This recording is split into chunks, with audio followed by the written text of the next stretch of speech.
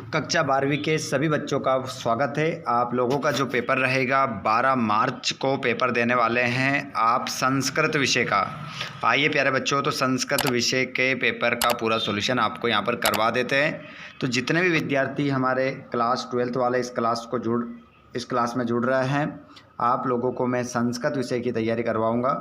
तो आप सभी चैनल को ज़रूर सब्सक्राइब करके रखिएगा ताकि आने वाले वीडियो का नोटिफिकेशन आपको प्राप्त हो सके। चलिए प्यारे बच्चों, तो बिना देर के हम स्टार्ट करते हैं।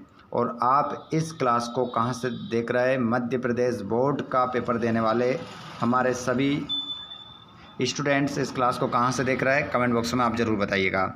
चलिए तो बिना देर के हम स्टार्ट करते हैं पहले क्वेश्चन से। पहला क्वेश्चन आपकी स्क्रीन पर आ चुका है। यहाँ पर सही विकल्प चुनकर लिखना है। अगर किसी भी प्रकार की गलती करोगे तो सीधा नंबर यहाँ से कटेगा, ध्यान रख लेना। चलिए आइए प्यारे बच्चों, तो बिना देर के पहला क्वेश्चन हम हल करेंगे। जो हमारे दोस्त जहाँ से भी आपने कमेंट करके बताया, जहाँ से भी आप जुड़ रहे हैं, देखिए आप सभी एक बार शेयर ज़रूर कर दीजिएगा अपने सभी दोस्तों को। प्रश्न नंबर पहला, प्रश्न नंबर 1, उचित विकल्पम चित्वा लिखत। उचित विकल्प चुनकर लिखना है। यथाशक्ति पदे समास अस्ति। यथाशक्ति में समास है, तो यहाँ पर कर्मधारय समास, द्विगु समास, अव्ययी भाव समास, तत्पुरुष समास। तो आपका सही उत्तर यहाँ पर जो हो जाएगा वो हो जाएगा यथाशक्ति में अव्ययी भाव समास है। अगर किसी भी शब्द के आगे आपको यथा दिखे तो वहाँ पर अव्ययी भाव समास ही आपका होगा। वृक्षात् पतिता का समास अस्ति। वृक्षात् पतिता, वृक्षात् पतिता में कौन सा समास है? देखिए, अगर किसी भी शब्द में पीछे विभक्तियाँ लग रही है, बीच में द्वितीया, तृतीया, चतुर्थी, पंचमी, षष्ठी, सप्तमी विभक्ति लग रही है, तो वो आपका तत्पुरुष समास ही होगा। लेकिन यहाँ पर समस्या ये है कि ये कौन सा तत्पुरुष, द्वितीय तत्पुरुष, तृतीय तत्पुरुष, षष्ठी तत्पुरुष, पंचमी तत्पुरुष, कौन सा तत्पुरुष है? तत्पुरुष तो है, लेकिन कौन सा तत्पुरुष समास है? तो इसमें जो विभक्ति लग रही है वही तत्पुरुष है। तो इसमें कौन सी विभक्ति लग रही है? पांचवी। तो पंचमी तत्पुरुष हमारा क्या हो जाएगा? सही उत्तर हो जाएगा। दीन दानम इत्यस्मिन् पदे विग्रह अस्ति। दीन दानम मतलब दीन के लिए दान। अब के लिए किस में आता है? चौथी 4 नंबर पर कर्ता ने कर्म को करण से संप्रदान के लिए, ठीक है, 4 नंबर पर संप्रदान के लिए। तो दीनाय दानम, चतुर्थी विभक्ति कहाँ लगी है? दीनाय। ये चतुर्थी रामाय दीनाय, तो इस कारण से आपका यहाँ पर दीनाय दानम हो जाएगा। तो इसमें भी तत्पुरुष समास है, चतुर्थी तत्पुरुष समास है, लेकिन उसने समास नहीं पूछा है, उसने बोला कि इसका समास विग्रह क्या होगा। अगला है कदापि पदस्य संधि विच्छेद अस्ति। कदापि का संधि विच्छेद क्या होगा? कदादनपि, कदादनपि, कददनपि, कादन दापि। तो इसमें आपका एक ही सही आंसर होगा और वो हो जाएगा कदादन अपि। पहला ऑप्शन आपका सही हो जाएगा। आगे चलते हैं हम। सूर्यधन उदय इत्यस्य पदस्य संधि अस्ति। मतलब सूर्यधन उदय को मिलाकर लिखेंगे तो क्या बनेगा? सूर्योदय, सूर्यादय, सूर्यो उदय, सूर्योदय। तो यहाँ पर आपका करेक्ट आंसर सूर्योदय हो जाएगा। अगले क्वेश्चन को देखेंगे। राजेंदु पदे संधि अस्ति। राजेंदु में कौन सी संधि है? गुण है, अयदि है, पूर्व रूप है या फिर विसर्ग है? तो आपका करेक्ट आंसर यहाँ पर जो हो जाएगा वो हो जाएगा गुण। गुण आपका करेक्ट आंसर यहाँ पर होगा। राजधन इंदु इसका संधि विच्छेद हो जाएगा। अगले प्रश्न की ओर बढ़ते हैं। प्रश्न नंबर 2 देखेंगे। पूरा पेपर का सॉल्यूशन आपको यहाँ पर मिलेगा, चिंता न करें, खालिस्तान भरना है। अस्मि पदे पुरुष अस्ति। तो इसमें आपका उत्तम पुरुष आंसर हो जाएगा। उत्तम पुरुष आप सही उत्तर यहाँ पर लगाएंगे। और लभे पदे अस्ति। लभे पदे अस्ति वचनम अस्ति। तो कौन सा वचन है ये आपको बताना है। तो यहाँ पर आपका एक वचनम सही उत्तर हो जाएगा। आगे चलते हैं। भविष्यति पदे धातु अस्ति। भविष्यति में धातु बताना है, भवि या अस। तो यहाँ पर आपका जो आंसर हो जाएगा भविष्यति में जो धातु हो जाएगा आपका वो हो जाएगा भू धातु। भू धातु आपका आंसर है। यहाँ पर दोनों आंसर आपको नहीं लगाना है, ठीक है। भू धातु आपका आंसर इसमें होगा। अगला क्वेश्चन है चौथा। आपश्यतः पदे लकार अस्ति। आपश्यतः पदे लकार अस्ति। तो इसमें जो आपका लकार हो जाएगा वो हो जाएगा बच्चों अपश्यतः।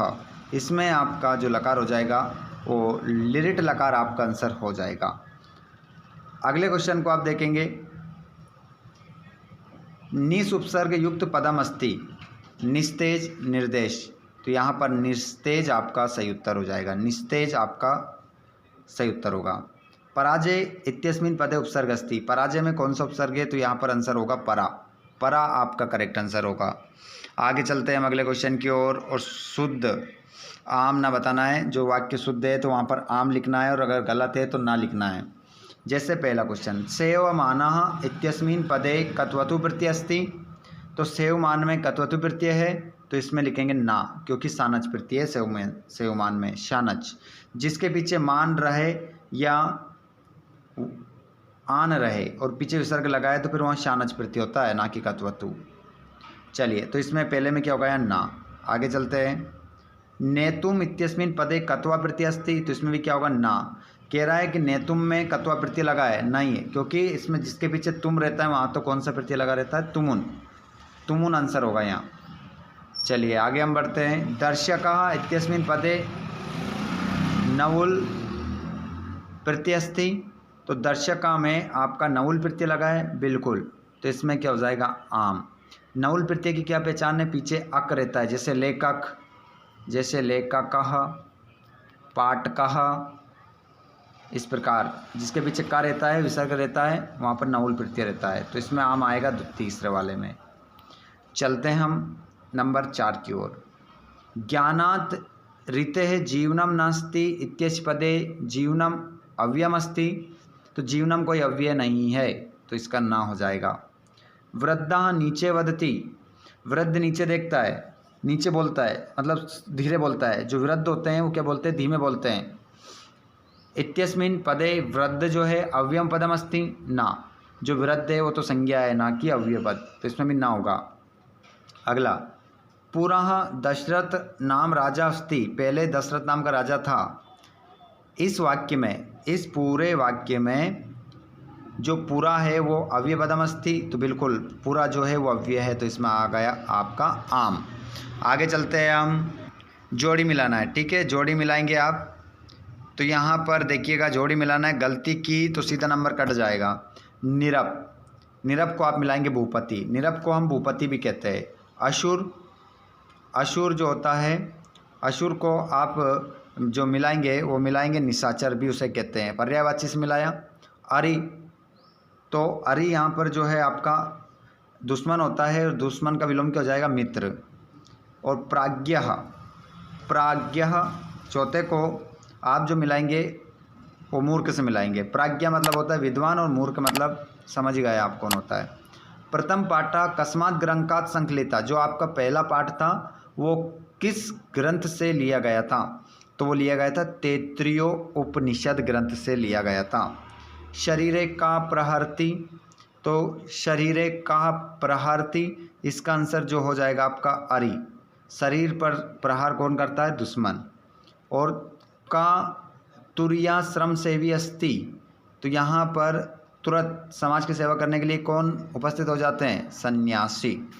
इस प्रकार आपकी क्या मिल जाएगी? जोड़ी।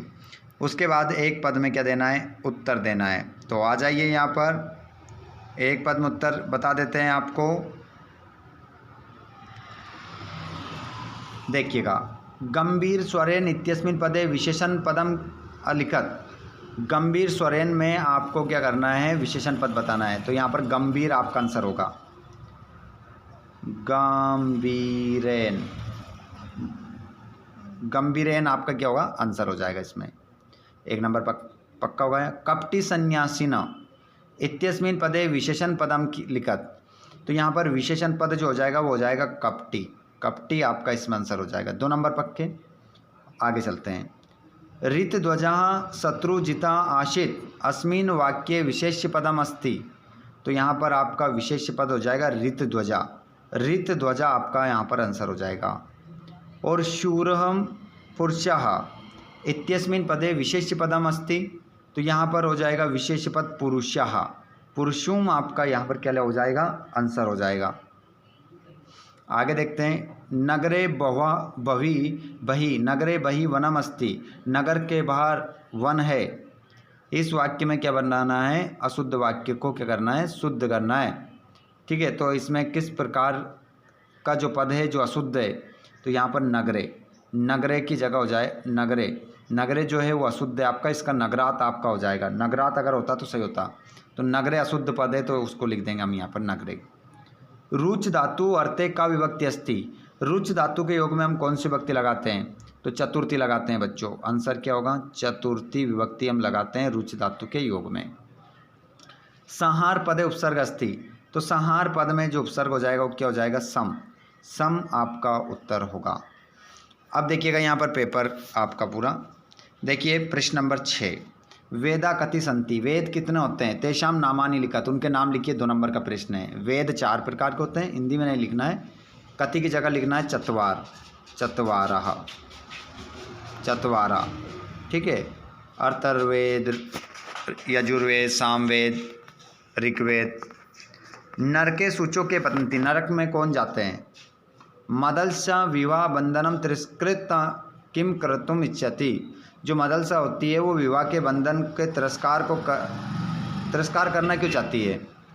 और यहाँ पर देख सकते हैं आप, प्रकृति केशाम 5 पदार्था नाम उपचारेण पूजनम करोति, प्रकृति जो होती है किन 5 पदार्थों का पूजन करती है।